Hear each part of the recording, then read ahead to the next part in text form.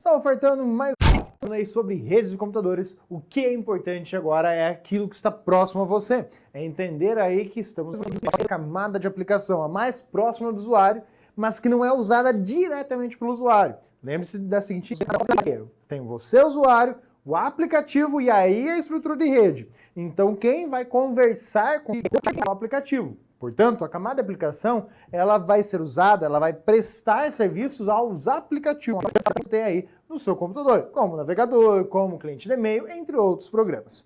Então, vamos lá.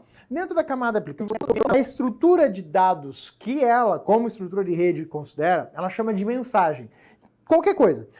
Mensagem de e-mail, tá? Beleza? Mas é um arquivo. O arquivo eu não vou chamar arquivo, chama-se mensagem, tomando como dados, porque é o que ela enxerga. É um conjunto de dados e esses dados ela chama mensagem, dependente do que seja o conjunto de dados. Então, genericamente, a gente está tratando de uma mensagem. Beleza. O que acontece é que, dependendo do aplicativo, ele tem uma arquitetura diferente. Então, aqui a gente olha para a própria camada e vai falar qual é a camada, a estrutura que ela está utilizando na camada da aplicação, chamada de arquitetura da aplicação. Tem mais do que essas que a gente está vendo aqui, a gente só vai olhar duas, mas qual é a mais importante? É a estrutura, a arquitetura do servidor. Por quê? Essa aqui é o que você vai entender como sendo o paradigma de redes. Falou em redes, você vai em paradigma, essa desgraça aqui, tá? O que é o paradigma? É o padrão é o padrão base para a comunicação em rede. Então, o modelo cliente-servidor ou a arquitetura cliente-servidor é o principal, beleza? O que consiste esse modelo? Você tem aí justamente dois indivíduos básicos de comunicação, o cliente e o servidor, em que cabe ao cliente, e aí um problema de concepção por conta do universo prático, você tem que analisar o contexto e não uma comunicação prefixada. O cliente e o servidor, eles não são estruturas que vão estar feitas para sempre e aquilo ali acabou. Não. O modelo cliente-servidor é uma forma de dizer assim, dois dispositivos podem conversar, mas para que eles possam conversar, alguém tem que iniciar a comunicação, alguém tem que dar o ponto de saída, ou seja, alguém tem que ser o cliente. Então, o cliente é um papel, é o cara que inicia a comunicação, é o cara que vai requisitar alguma coisa. Então, tem dois dispositivos na rede, aquele que vai pedir para o outro uma informação que está sendo naquele momento o cliente. E é fácil você pensar, você quando vai a alguma loja, você chega lá e requisita uma item. Você como cliente vai em busca de algo, não é isso? Exato. Claro que volta e meia aparece um monte de coisa à sua porta, né? Mas é o cliente que vai dizer se quer ou não quer aquilo. Então, você como cliente inicia a comunicação. O servidor é o cara que vai estar esperando e vai receber essa solicitação e vai atender. Agora, cuidado. Quando a gente diz que o servidor responde, ele sempre vai responder, mesmo que a resposta seja não. Não vou te dar esse conteúdo, não pode acessar isso porque você não tem usuário e senha. Mas há sempre uma resposta. Então esse é o parâmetro de funcionamento do modelo cliente-servidor. Cliente requisita, servidor responde. O que acontece? É que, como a maioria dos serviços utilizam esse modelo, exemplo, navegação web, você tem lá a ideia de acessar um site. Onde tipicamente o site fica? Num servidor. Então você, quando acessa um site, você, como cliente, abre o seu navegador, que também pode ser chamado de cliente web, que você vai estar usando para solicitar a um computador o acesso ao conteúdo, ao site. E quando ele recebe a solicitação do acesso, ele envia o conteúdo para você. E é nesse momento que daí você está dizendo que aquele computador que tem o site se chama servidor. Beleza?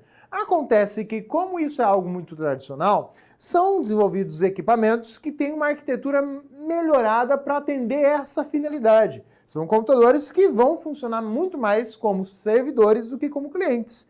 Mas entenda, pensa dois computadores aí, o seu computador com o do vizinho, ou dois computadores da sua casa, seu notebook, seu desktop. E aí você tem essa possibilidade de um estar solicitando o conteúdo que está no outro. O que solicita é o cliente, o que tem o conteúdo é o servidor, é o que vai estar prestando o serviço, é o que vai estar oferecendo alguma coisa. Então, muito cuidado com isso. Você pode pegar qualquer computador e dizer, ele é o servidor. Sim, naquele momento ele é o servidor. Então, é mais um papel da comunicação do que outra coisa. E aí um ponto interessante. O modelo cliente-servidor é um modelo centralizado. Ele é um modelo onde que o servidor está ali para atender não apenas um, mas vários clientes. E aí é maldade. Cliente-servidor é o modelo padrão, é o paradigma, é o que a gente usa nas redes, seja internet, intranet, o modelo padrão é ele, porque a maioria dos serviços que a gente vai estar trabalhando é serviço que utiliza essa estrutura. Qual que é o problema? E a internet? Quando eu digo que esse aqui é o modelo padrão da internet, certo? E ele é um modelo centralizado no servidor. Posso dizer que a internet é uma rede centralizada? Não. A internet é uma rede descentralizada, uma rede pública. Dentro dela você tem que lembrar que não tem um servidor. Existem milhares, centenas de milhares de servidores. Por consequência, ela é um modelo descentralizado, uma estrutura descentralizada. Mas quando eu falo modelo cliente-servidor, entre o cliente e o servidor, eu vou analisar sempre que o servidor é o centro das atenções. Os clientes vão em busca da informação que aquele servidor possui. Então, o modelo cliente-servidor é centralizado. Costuma se associar aqui a ideia, eu gosto de fazer essa associação, dizendo que o modelo cliente-servidor é um modelo capitalista. Em contrapartida, o outro modelo que a gente pode comparar é o modelo P2P. E eu digo que o modelo P2P é um modelo comunista da brincadeira aqui. Onde que ele diz o quê? O regime comunista prega que todo mundo é igual, não é isso? Exato. E aí eu vou mostrar para você que não funciona mostrando o modelo cliente-servidor. Pois é. Então, simplesmente você vai ter o modelo P2P. O modelo P2P é o chamado modelo peer-to-peer, né? Que é o que significa a sigla P2P. Peer-to-peer, na tradução par a par. Em que você tem um modelo descentralizado, justamente, não há uma centralização de poder, não há uma coisa com todo mundo é comum. Então é essa a ideia do modelo. Ele é usado em comunicações torrent, na estrutura do blockchain, em outras coisas.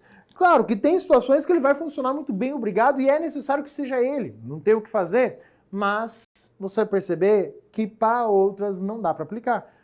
Tanto que ele não é o paradigma, ele é um modelo que a gente utiliza. Depende do aplicativo que você está usando. Por exemplo, se você usar um LimeWare, se você usar um Kazaa, um Emule, um MicroTorrent, o LimeWare já não funciona mais há um tempo, mas se você usar algum desses aplicativos, você vai estar usando a arquitetura de um modelo de comunicação P2P.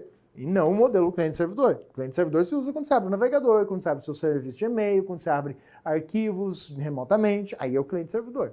Agora pensa assim, pensa na situação do universo torrent. Você tem lá um indivíduo A, que tem todo o conteúdo de um filme. Então ele foi lá e pegou o DVDzão lá na locadora, digitalizou aquele DVD e colocou lá no computador dele e compartilhou aquilo ali. Algo muito comum aí na prática, né? Aí esse cara compartilha e o B começa a pegar esse filme. Fala, eu quero baixar esse filme pra mim, né? Também, eu quero esse conteúdo. Ok, o B começa a baixar o conteúdo ali dele. Só que aí você já repara uma coisa. Na prática, ainda, e vai demorar um tempo para que mude esse cenário, a maioria dos serviços de internet oferecidos para o cliente final, para você, para mim, eles são serviços assimétricos, em que a sua velocidade de download é maior do que a velocidade de você enviar. Então já olha para isso aqui, tá? Esse cara tem uma velocidade de baixar 10, enquanto que o A tem a capacidade de enviar 5. Por consequência, o B vai estar recebendo só 5, porque ele recebe ele tem condições de receber uma velocidade 10. Só que o A não consegue enviar na mesma velocidade, só vai enviar 5. Então recebe sempre pela menor velocidade. Tome isso em mente. Agora, olhando para o conteúdo, o A está enviando para o B. O B está baixando esse conteúdo. Só que, de repente, tem outro interessado nesse conteúdo. De repente, o C começa a baixar o conteúdo do A também. Aí a gente já tem um problema. Por quê? O A tem capacidade de envio de 5. Então o A ele vai enviar 5. Ele vai ter que dividir esse 5 agora com o B e com o C. Então o B vai parar de baixar 5? Pois é, vai parar, vai diminuir a velocidade dele porque ele vai estar dividindo a velocidade. Só que aí tem uma outra situação. O B baixou um conteúdo. Ele é mais esperto. Ele sabe que o A ele está com uma velocidade menor. Então, o que o C faz? Ele pega do B o conteúdo que o B já baixou e ele pega do A o conteúdo que o B não tinha ainda. Então vai lá e pega do A a outra parte do vídeo. Filme. Olha que sacanagem. Pois é. Mas aí o B, com o passar do tempo, ele fala, C, você tem umas coisas que eu não tenho não, passa pra cá. E vira esse troca-troca, esse oba-oba, vira esse troca-oba. E aí, quanto mais interessados naquele conteúdo, melhor é, né? Porque quando o D aparece na brincadeira, ele vai lá e fala, olha, eu quero conteúdo, então eu vou pegar daqui, vou pegar daqui, vou pegar daqui. E eu vou pegando um pouco de cada parte. Aquilo que o B tinha, então o B tem um conteúdo, tô pegando dele, tô pegando a parte que o C tem que o B não tem, e que nenhum dos dois tem, eu pego do A. E aí eu vou lá e baixo esse conteúdo que o A oferece. Pô, caramba, legal. E aí eu mesmo eu também vou estar servindo o conteúdo que os outros não têm. Você percebe que com isso já vai meio que equilibrando a velocidade da rede? Por quê? Antes, um tinha uma capacidade de envio. O primeiro start sempre demora. Depois, conforme aquele conteúdo começa a se disseminar na rede, quanto mais pessoas interessadas tiverem naquele conteúdo, mais fácil eu vou achar ele, porque daí eu vou ter captação maior. Só que olha o grande problema. Isso aqui é a ideia do comunismo. Você fala, nossa, é lindo, maravilhoso, funciona. Mas a gente tem uma coisa chamada usuário. O usuário tinha o filme no computador dele, ali o A, né? Aí, de repente, ele assiste o filme, como a maioria dos usuários faz. Ele fala, eu já assisti o filme, vou apagar o filme no computador, por que eu vou deixar ocupando espaço no computador? E aí o C e o B falam, eu não baixei todo o conteúdo. E agora? O que a gente faz? O D tinha baixado tudo, vamos pegar dele. Só que aí o D vai lá e assistir o filme e apaga o filme. E aí vai acontecendo isso. Com o passar do tempo, o conteúdo vai sumindo da rede. Esse é o problema. Claro, no caso do blockchain tem uma outra particularidade. Porque o blockchain trabalha com informação recente. Por torrent, para filme aí, que é o exemplo que a gente está utilizando, conforme o tempo vai passando, eu vou perdendo esse arquivo dali. Quanto menos interessados eu tiver, mais difícil vai ser para achar informação dentro dessa rede. Agora imagine que ao invés do filme fosse um site. Ia ser legal? Se tivesse 1.000 pessoas criando o site, 10 mil, 1 milhão de pessoas criando o site, seria muito rápido achar e conseguir o conteúdo dele. Mas e se ninguém tiver no site? Como é que eu faço? Pô, vai sumindo da rede, vai ser mais difícil pegar ele, podendo chegar ao ponto de sumir efetivamente. Então é mais interessante pegar e deixar ele num lugar só e quem precisar buscar tá lá, garantido que vai encontrar aquela informação. Então tem essa distinção. Pois é. Mas percebeu que no modelo P2P, se for fazer um comparativo com o modelo cliente-servidor, ora você está recebendo e ora você está enviando aquele mesmo conteúdo que você recebeu. É esse o ponto interessante. Então, é aí que fala do modelo comum. Eu faço ao mesmo tempo as duas coisas, envio e recebo, e vou alternando muito rapidamente entre elas. Um pouco diferente do cliente-servidor, que são papéis bem fixados. O cliente, o servidor, terminou aquela conexão, posso inverter, mas é outra conexão. Então aqui não tem conexão, na verdade, porque o modelo P2P já vai estar usando o torrent, já vai estar utilizando aí a estrutura do UDP. Mas aí é outra história. Então, muito cuidado com a ideia dessa estrutura. Não tem centralização. Essa é a principal essência. Não tem um servidor central, não tem um nó central desse conteúdo. E não me venha com o exemplo, professor, mas o Pirate Bay lá, o Mininova, que já morreu de novo, daqui um dia aparece de novo, e tá, né, vive nessa putaria de um vai e volta. Mas eles são sites que apenas compartilham o link de quem tem o vídeo. Eles não têm a informação deles, o conteúdo não está lá. E a parte interessante, isso aqui não é pirataria. Por quê? Para ser pirataria eu tenho que ter o todo, ou a parte que eu estou pegando tem que representar alguma coisa. Se eu for olhar só para esse pedaço de dados que eu estou transitando, ele sozinho não tem sentido nenhum. Então, de um modo geral, o arquivo brota no teu computador. Você pega tanto fragmento espalhado que simplesmente o arquivo final, que é quando está tudo junto, ele está no teu computador, você não pegou todo ele de uma única fonte, então não foi uma pirataria. Então esse é o detalhe. Pô, mas é uma forma de pirataria? Semanticamente legalmente não. Então é aí que está o detalhe. Então, situaçõezinhas desse aspecto. Claro, se você compartilhar, é aí outra história. Mas vamos lá. A ideia do P2P e do modelo cliente-servidor depende então da arquitetura da aplicação. Mas aí a gente tem que conhecer os principais protocolos da camada de aplicação. Podemos dividir aqui os protocolos em 4 grandes grupos. Você tem os protocolos de navegação na internet, você tem os protocolos de e-mail, você tem os protocolos de acesso remoto, os protocolos de comunicação de voz, né, mais especificamente, entre outros. Aqui são alguns protocolos. Vamos olhar aí aqui alguns deles, principalmente a parte web e a parte de acesso remoto. Aí. Então vamos lá, primeiro protocolo web e o mais básico de todos, o protocolo HTTP. O protocolo HTTP é o protocolo hipertexto, tá? Ou protocolo de transferência de hipertexto. Pode ser chamado de protocolo multimídia. Qual que é a finalidade dele? Esse protocolo, ele é responsável pelo tráfego de conteúdo multimídia. Cuidado, não é só para páginas da internet, tá? Não é só para web. É qualquer conteúdo multimídia. Inclusive tem ferramentas de acesso remoto que usam ele. Então cuidado. Por exemplo, TeamViewer, LogMeIn, são ferramentas que permitem um computador controlar outro. Só que o conteúdo trocado entre os dispositivos, ele não é um conteúdo usando os protocolos de acesso remoto. Ele é um conteúdo trocado na forma multimídia. Então o protocolo usado é o protocolo multimídia. Claro que o HTTPS no caso hoje, né? Mas vamos primeiramente entender o HTTP. O HTTP, então, ele transmite conteúdo multimídia. E é transmitir de um lado para o outro, é transmitir essa informação de que modo? Ele vai pegar os dados, que são ali vídeo, texto, imagem, e vai transformar essa mensagem na forma que ele pode colocar dentro ali do cabeçalho e tudo mais do protocolo HTTP e entregar essa informação, portanto, para a camada de transporte. Para quem na camada de transporte? Para o TCP. Então o HTTP ele vai entregar para o TCP. E qual é o buraco que ele vai usar para entregar para o TCP? Ele usa a porta de número 80. Então ele chega lá e fala, ó, tá aqui na porta 80, eu vou colocar aqui esse conteúdo do jeitinho que tem que ser. Que é o jeitinho que ele define. Qual que é o cabeçalho, qual que é o conjunto de dados para poder saber como a informação tem que ser entregue de uma ponta a outra. Como que ela vai chegar lá para o destino. Como que o cliente vai entregar para o servidor a requisição e como o servidor vai entregar a resposta. Então, você tem aqui dentro dessa essência o protocolo que trabalha com conteúdo multimídia, que trabalha com texto, imagem, áudio, vídeo e a ideia do próprio conteúdo HTML. Agora o ponto importante. Uma coisa é o protocolo. O protocolo é regra, é conjunto de regra.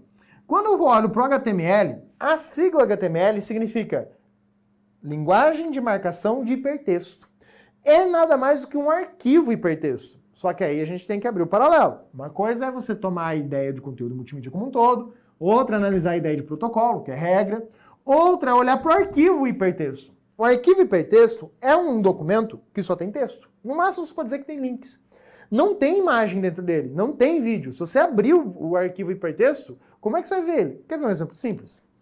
Você está vendo essa aula no navegador, no computador, espero eu. Se for no celular vai complicar um pouquinho mais, mas também dá para fazer isso aí. Aperta a tecla do atalho Ctrl U, será aberta uma nova janelinha que nela vai mostrar para você exatamente o conteúdo de hipertexto. O que é isso? Ctrl U vai exibir o código-fonte do site. E é aquilo ali que é hipertexto. Só tem texto dentro daquilo. Você vai procurar alguns lugares que vai ter lá imagem, só que vai estar escrito IGSRC, que é dizendo, ó, tá aqui a tag onde que vai aparecer uma imagem. Qual é a imagem? Tá lá no source. Se eu copiar aquele conteúdo que está no source e colar na barra de endereço do navegador, claro, tem que ver se é um link relativo ou se for absoluto é mais fácil, cola inteiro na barra de endereços. Se for relativo, tem que ver em que ponto você está dentro do site da navegação para saber onde colar. E aí você cola lá, vai aparecer a imagem que estava ali definida no código. Então, o arquivo não tem imagem, é só mesmo o texto marcado. O navegador da internet tem como função pegar esse hipertexto, ler esse arquivo, interpretar e mostrar da forma multimídia como você conhece. A característica do protocolo é fazer requisição. Inclusive, você vai fazer o seguinte aí no seu navegador. Aperta o atalho F12, que vai abrir um modo desenvolvedor. Abre uma nova aba, ou antes, né, abre uma nova aba e aí aperta o F12 para abrir o modo desenvolvedor. E aí dentro dessa aba, acessa um novo site, sei lá, qualquer site aí do Senado, por exemplo. E aí você vai ver, ali no botãozinho, tem um monte de botões ali, né? Vai aparecer para você dentro desse modo rede. Clique na opção rede. Dentro desse modo desenvolvedor, que apareceu do F12, tem a opção rede. E aí você vai perceber que existem tempos diferentes e requisições diferentes. Isso tudo é a responsabilidade do HTTP. É ele que vai fazer isso. Tanto o HTTP quanto o HTTPS vão fazer da mesma forma essa requisição. Várias requisições. E conforme o arquivo HTML eu encontro uma imagem, vai ser requisitada a imagem. Quando ela chegar, beleza, coloca ela ali no navegador. Requisita outro conteúdo, ele vai colocando. São série de requisições e respostas que o servidor vai dando para você. Qual que é a diferença do HTTP para o HTTPS? É que o HTTPS é seguro. É a diferença só aí. Se você vai fazer segurança, a gente vai olhar, mas é a única diferença, que um é seguro e o outro não é. O protocolo HTTP, ele opera 80 por padrão. Então, se você pegar um endereço de um site que está ali, site.com.br, né? Se você colocar 2.80, nada irá acontecer porque é a mesma porta. É o mesmo conteúdo acessando pelo... Se for o HTTP que está na barra de endereço do navegador. Se for o HTTPS, vai dar erro. Por quê? porque você está... Então coloca o endereço do site, 2.80. Hoje em dia é muito difícil achar sites que usem o HTTP. A maioria vai estar usando o HTTPS para questões de segurança. E aí tem a porta opcional. Só que cuidado, quando a gente fala opcional, não é uma porta alternativa, é a mesma coisa. Quando a gente coloca como porta opcional, é uma outra porta que pode estar sendo utilizada com o mesmo profile para outro conteúdo, outro endereço. Então, cuidado com isso. Então, também porta TCP, mas o endereço que vai estar sendo utilizado ali para você.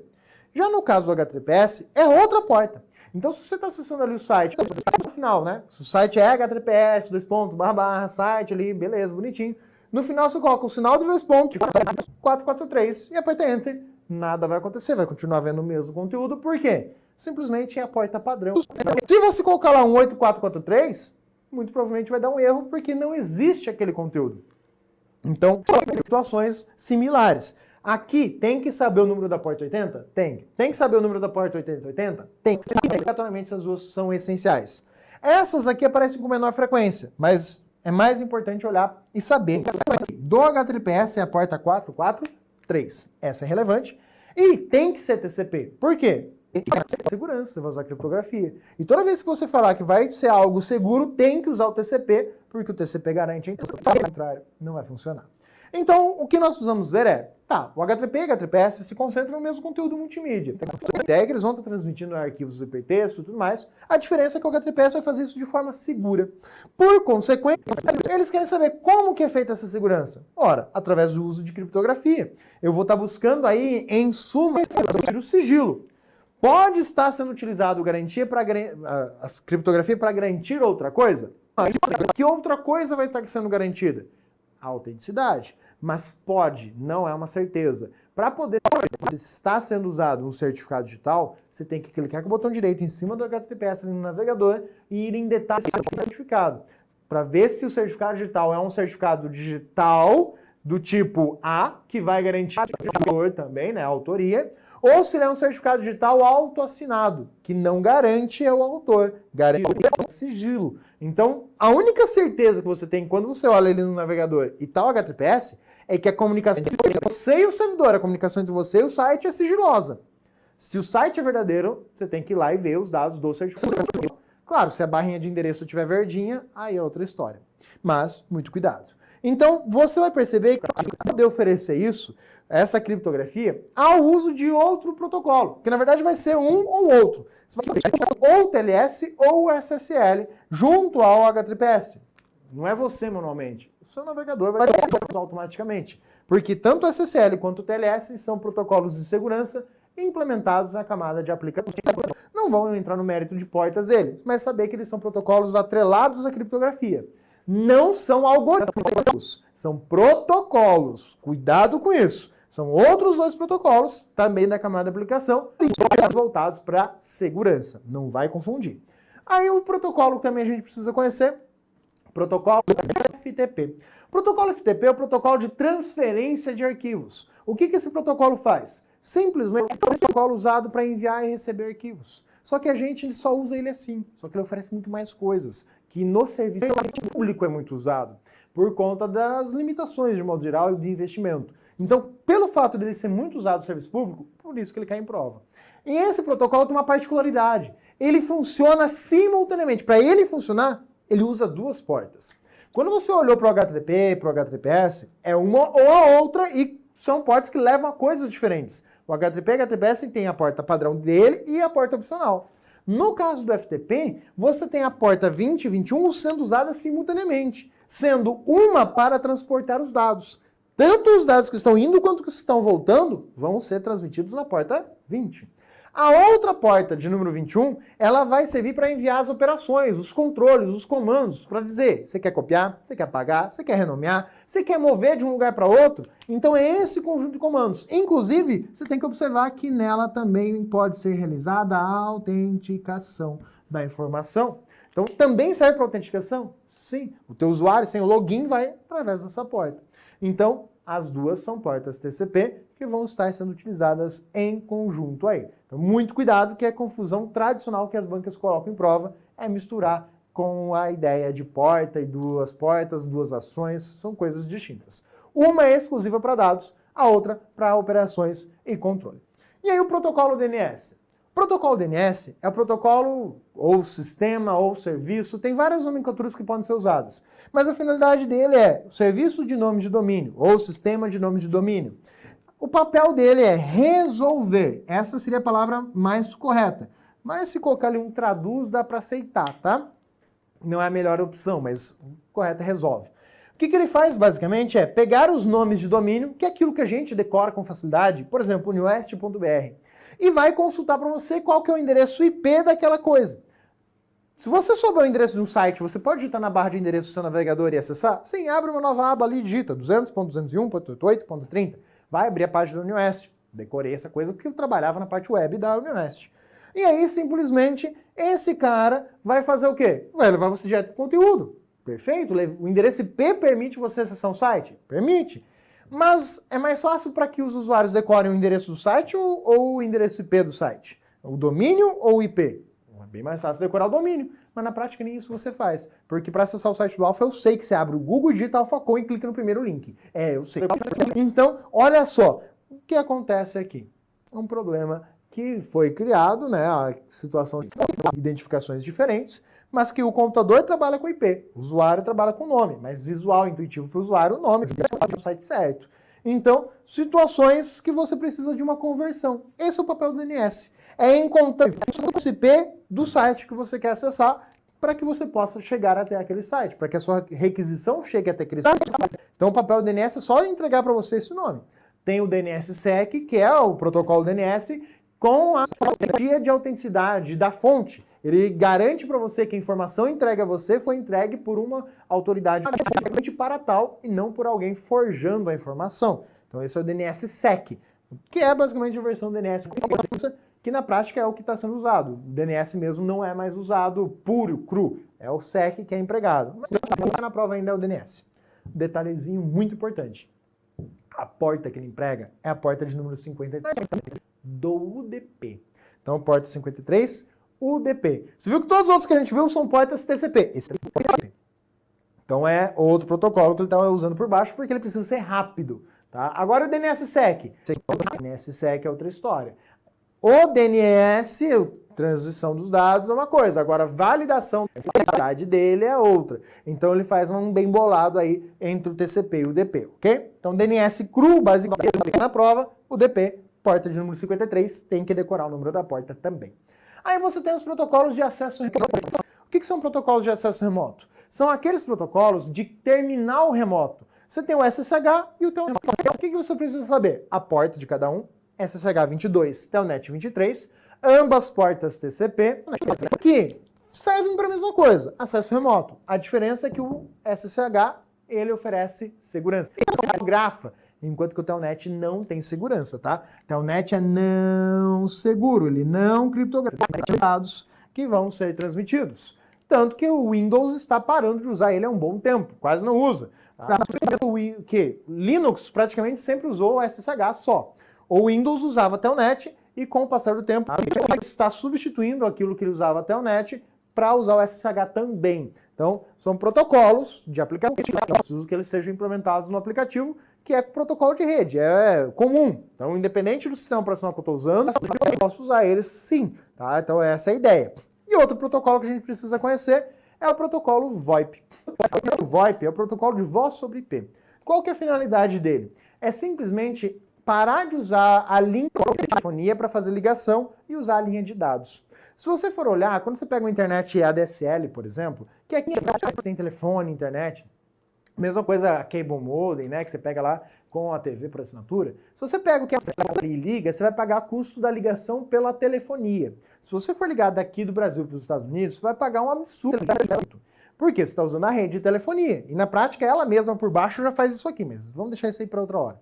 O que acontece é o seguinte, você pode baratear isso usando VoIP. O principal exemplo de cliente VoIP que você pode considerar é o Skype. Não é o único, tá? É o principal exemplo. Você tem o Google Voice do Google, você pode até no próprio uso do WhatsApp, na forma ali quando você abre uma videochamada, quando você faz uma chamada de voz, você está usando o WhatsApp, também é a ideia do VoIP. Ah, legal. O que acontece? Se você pegar e ligar do seu telefone, vai da telefonia para a torre de celular, aí vai lá para a central de telefonia e liga para o telefone fixo. Você está gastando com o telefone? A ideia é abortar isso. A ideia é fazer dessa forma. Com o telefone fixo ou do seu celular, você vai estar ligando para um número que vai estar conectando você com a rede, com a internet. E de lá essa ligação vai pela rede para outro telefone que atende pela rede, ou outro telefone fixo que está ligado à rede também. E esse telefone fixo vai estar, na verdade, transmitindo os dados para você. Tá, qual que é a vantagem disso aqui? Quando vai para outro telefone? É que em vez de passar todo o caminho internacional, eu gasto uma ligação local e outra ligação local. Esse cara está dentro da tua cidade, por exemplo. É um número que do serviço de internet, telefonia que você tem, ele conecta ali você com a rede. Call center, então todos são assim, né? Por quê? Questão de custo. Então você vai ligar aqui, na verdade, na rede, internet, e a ligação, em vez de todo o percurso, o caminho do Brasil até os Estados Unidos, ela vai percorrer pela internet. Então só ligo aqui local, na mesma cidade, aqui está dentro da outra cidade. Para ir de uma cidade a outra, vai pela internet aquela informação. Às vezes pode ser mais lento, às vezes pode ser mais rápido, tudo depende da infraestrutura no meio do caminho. Simplesmente é custo. Quer ver um exemplo? Na universidade que eu trabalhava, lá no Oeste, nós tínhamos em média um custo de telefone mês de R$60 mil mês. Após a implantação do sistema de VoIP, que custou aí $1 milhão e pouquinho, pô, $1 milhão e pouco? É, $1 milhão e pouco. A conta de telefone, que era 60 mil por mês, caiu para 8 mil por mês. Então dá uma economia legal, não dá? Em quanto tempo eu recupero aquele milhão ali? Fácil, fácil. É essa a ideia da telefonia VoIP. É mais baratear o custo de ligações, porque você para de usar a infraestrutura de telefonia e usa a infraestrutura de rede. Então é a ideia de aplicativo envolvido. Você pode ter números de VoIP, onde que você vai ter que comprar, tá? No Skype, compra um número VoIP para poder ligar do Skype para um telefone fixo. Não precisa ter o número, mas para o telefone fixo ligar para o seu computador Skype, aí você precisa comprar ali aquele número. Pô, mas dá para ligar do Skype para um fixo? Dá, você liga lá para o telefone fixo, só precisa comprar crédito do Skype. Ou se tiver o Office 365, já tem lá 60 minutos por mês para você fazer esse uso para ligações de telefone fixo ou celular, tanto faz, beleza? Então muito cuidado com essa essência que são aí os protocolos da camada de aplicação. Vamos treinar um pouquinho? Olha a primeira questão na tela. Acerca do TCP e do OSI, julgue o item. A característica do HTTP, o envio e o recebimento de dados na camada de aplicação do modelo TCP. As definições do HTTP trabalham com códigos de erro, tanto do lado do cliente como do lado do servidor? Sim. E quem são esses códigos de erro, na verdade? Ele fala que o HTTP ele vai usar, mas na verdade ele já está usando lá por baixo, pelo próprio protocolo TCP, isso aí, tá? Então ele vai fazer verificações disso sim. E a próxima questão? Uma empresa decidiu instalar um firewall para que, entre outros objetivos, aplicar políticas de segurança no ponto da conexão da rede interna com a internet, né? Que é justamente o lugar onde tipicamente você encontra o firewall. E foi solicitado ao técnico que ele bloqueasse o acesso à porta padrão do serviço World Wide Web. Ainda que eles foram legais, eu vou colocar aqui, protocolo HTTP. A porta a ser bloqueada deve ser qual? A porta TCP número 80. Então ele bloqueia essa porta aí justamente para quê? Para que não haja comunicação, então não conseguirei mais acessar páginas com esse conteúdo.